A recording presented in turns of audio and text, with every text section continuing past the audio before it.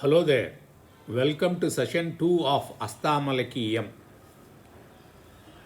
I'm very glad that you are enjoying this, and some of you have even asked me whether I can take a session on Todakacharya. See, Adi Shankara, as I told, he has got four disciples. One is Suresharacharya, Bhatmapadacharya, Todakacharya, and Hastamalakar. Hastamalakar is the least known, least popular. So that's why I took Hastamalaka. But since some of you are asking for Todakacharya posting, it will happen. It will happen soon. Because this year itself, totally, we are going to travel on the path of self-knowledge. It's going to be a spiritual journey. Okay? In this Maha Kumbha Mela year, definitely we will travel in the right path and all of us will attain self-knowledge. We will have to put some efforts, spending time understanding this, and in a systematic way we will go and attain the self-knowledge that is our nature. Okay? So in the last session, Adi Shankara asked the boy question, who are you? Who are your parents? Where are you coming from? Where are you going? What is your name? Though Adi Shankara knows for sure, very clearly, that he is a realized person, for the benefit of his parents, he was asking this question, so that he will answer. After listening to the answer of the boy, the parents will know for sure that this person is a realized person. Okay? So now, exactly, see, like the diamond, when the sun rises, the diamond brightens up the whole area, right, in all direction. Like on a full moon day, the waves rise, high tide, and on a spring season, the cuckoo will start singing. Like that, when Hastamalaka met Adi Shankara, he broke his silence and he started answering all the questions. Now we are going to see the answers one after another. They are all gems. They are all gems. By using Hastamalaka as a person, we have to understand that Adi Shankara is asking us to think in a similar way. We need to ask, who am I? Where from I have come? Before birth, where I was? After death, where I am going to be? Who are my parents? In this particular birth, they are my parents. But what about my past birth? How many parents we had? We are taking birth time and again. Is it our nature? And every birth has got some suffering, right or not? So that suffering again, the Sagara, Samsara Sagara, we are really not able to cross this ocean of samsara, the suffering, by time and again taking birth. So he is saying that, where are you going? What are you doing now? You are spending too much time on acquiring wealth, name, fame, everything which is temporary. So long as you are in a particular post, the people salute you, everything. After your retirement, they don't even care for you. Irrespective of the post you are in. When you have money, people are there around. When you don't have money, then people don't even look at you. Even you have money, but you don't have health, that money is not enjoyed by you, it's enjoyed by somebody else. People are there to deceive you, take advantage of you. All these are all temporary. They are all required to some extent, so that we can spend our time and energy in studying this and understanding our true nature. But that is not the permanent. They are all means, but not the end. That is what the first question Adi Shankara is asking. The Adi Shankara is not asking to Hastamalaka. Adi Shankara is asking to you and me. That is the way we have to understand this.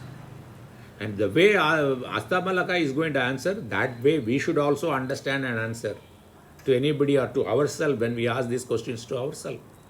Now we will go to verse 2. When he asked him that, who are you? What is your name? Who are your parents? Where from you are coming? Where you are going? See that how he is nicely, Hastamalaka is answering. Verse 2. Na aham manushyaha. Na aham deva yakshau. Na brahmanaha kshatriya vaishya shudraha. Na brahmachari na grihi. Vanastaha bhikshuhu na cha aham nijabodha rupaha. Beautiful answer. I am not a human being. Human being is when I consider myself as this body, correct? Human being has got a particular type of body. Animals have particular body. Snakes, they have the particular, birds are having particular type of body. When you identify as yourself as this body, are you this body? If you say you are this body, see your photograph when you were 5 years old or 3 years old or 4 years old. Are you the same person now? The body is changing every minute. The body yesterday you had is not the same body, it's changed. They say that every 7 years the total cell changes. You are a new person in physically also. How can you that be, you can be that? You are not that. But we identify that. That's why that is the cause of suffering. He says very clearly, a 13 years old boy saying that I am not human being, meaning I am consciousness. And he says, Naham deva yakshau. Okay, you are not a human being means what? Means you have done papa as well as punya. By doing more punya, you would have born as a god or a celestial being. Are you that? I am not that even. Because I am not a human, I am not a body, so I don't do anything. If I am not a body, I don't do anything. When I don't do anything, where is the question of punya and papa?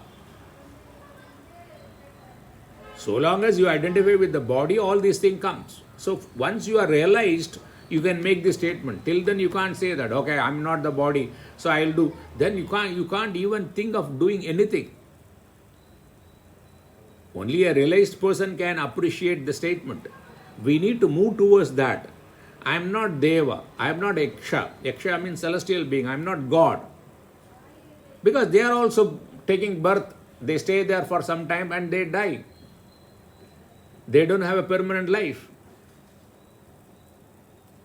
The Devatas also have permanent, they don't have permanent life. The Brahma changes after some point of time. Every Deva, they change. And Yaksha, the celestial being, keep changing. Okay, maybe they live longer than us. Na Brahmana, Kshatriya, Vaishya, Shudraha.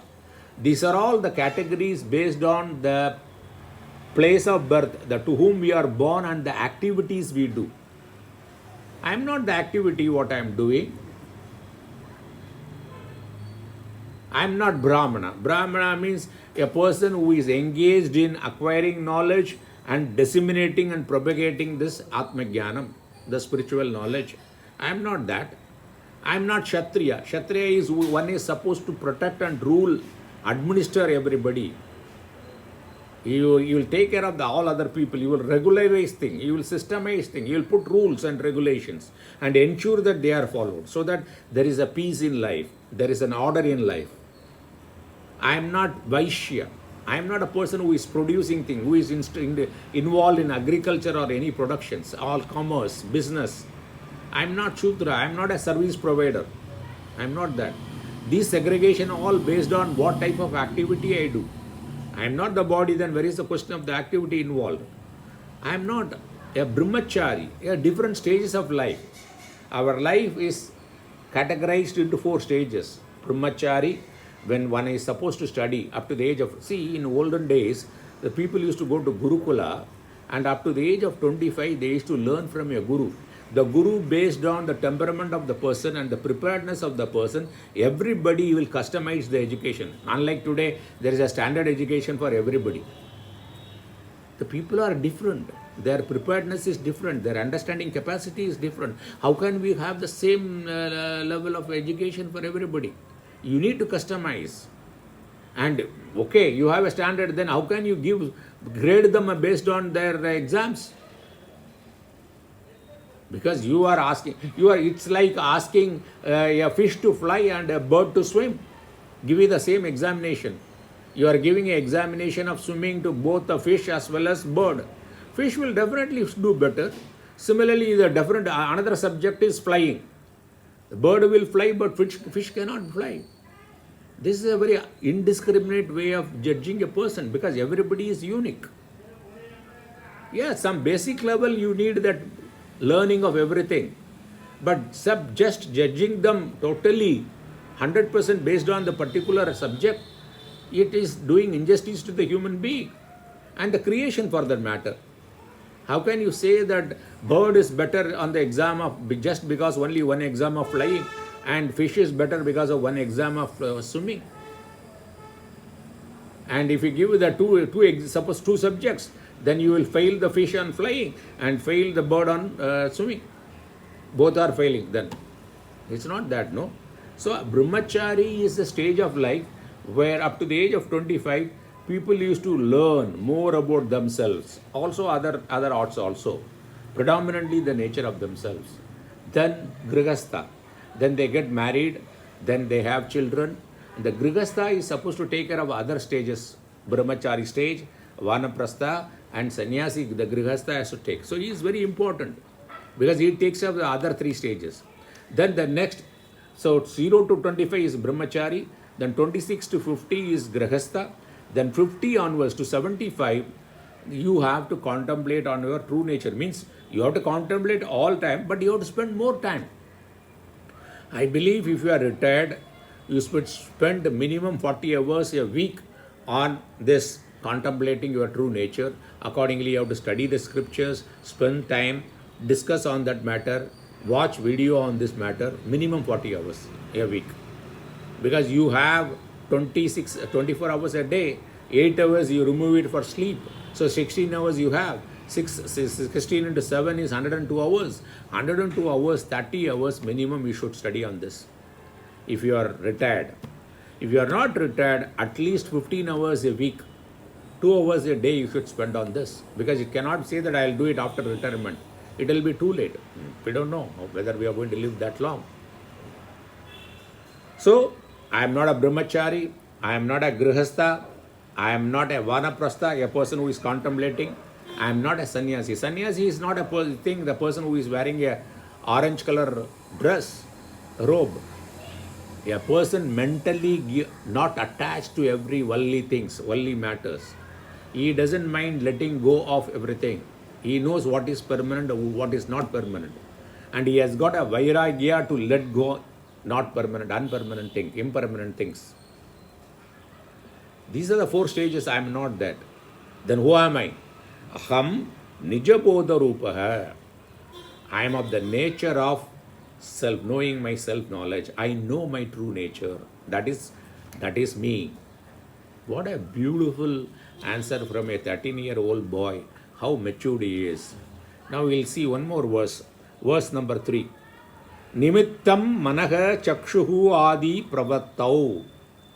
Nirasta akila upadihi akasha kalpaha. Ravihi lokacheshta nimittam yata yaha. Saha nitya upalabdhi surupaha aham atma. Saha nitya upalabdhi surupaha aham atma. This line will come in all the subsequent verse. So we will see the meaning of it, so that a subsequent verse we do not have to go into that deep. Okay. Saha nitya upalabdhi. Nitya upalabdhi. Nitya means always, permanently, eternally. Upalabdha means available, present. Surupa, that is my nature. I am Atma. I am the consciousness. I am ever present. Sat Chit Ananda Surupa. I am Sat. I am existence. I am Chit. I am awareness. I am Ananda, because I am the only person there. All pervading means I am infinite. I am that person. That is my nature. What he says, Nimittam Manaka Chakshu Adi Pravatto. Pravatto means in their activities. The mind, Buddhi, Ahankara, and Chitta, the inner instruments, Andhakaranam. The Andhakaranam, for its activity, I am the cause. Without me, they cannot operate. Similarly, the eyes, ears, nose, tongue, and skin, this Jnanendriya, sense organs, they cannot operate with me. Similarly, the organs of actions like hands and legs and speech, everything, without me, they cannot operate. And I am devoid of all of them. Nirasta akila upadihi. I am devoid of all. They need me for their operations. The electricity is required for the bulb or a fridge or a iron box or a heater to operate, but the electricity is not the heater or a bulb or anything. Similarly, I am devoid of all this conditioning adjunct. Okay, that is called upadhi. I am like Akasha. Akasha is there, it is not conditioned by everything. It doesn't have any conditioning factor, limiting factor. See, there is a part, inside the part we call it as a part space, or inside the room we call it as a room space. But the Akasha is not conditioned or split by a room or a brick or a. In fact, the part and the room is inside the space. It cannot be conditioned by all this thing. So I am not conditioned by any of this. By mistake, we think that it's a part space, room space. That's one, maybe for transaction that is okay. But the reality is not that. And he is giving an example how Ravihi Lokasheshta Nimittam Yata. How sun is responsible for all the activities happening in the world, because the light is required to do any actions. Without light, can you see, sun is not only providing light, it gives the energy also. You need energy to do. Without sun, there won't be any plant, nothing to eat, no vegetation possible. Be it a vegetarian or non-vegetarian, the vegetation is required, right? The sun not only gives the light for which the transaction is possible, but also it gives the source of energy. It is the source of energy. Like that sun, because of the sun only all the activities are possible, but you can't hold the sun responsible. Suppose during the sunlight somebody kills somebody. The Saif Ali Khan is stabbed by somebody, okay, in some light, or in daylight somebody is doing a daylight robbery. Just because of the light he has done the job. So can you take the sunlight or any light to the court of law and say that, oh Lord, give punishment to this light? Because of the light only this person has committed this crime. Or when somebody is doing a good job, like we are listening to the Ram Ignatius YouTube channel in the light, then they cannot be, because of the light, these all good things are happening, we can't garland the light. Similarly, the Atma is there for pravritti of all activities, but it cannot be held responsible for that. It is not its function, it is its nature. I am Nitya Upalabdhi Surupa Aham Atma. So with this we will conclude, and the next session we will take verse 4. Thank you for this opportunity.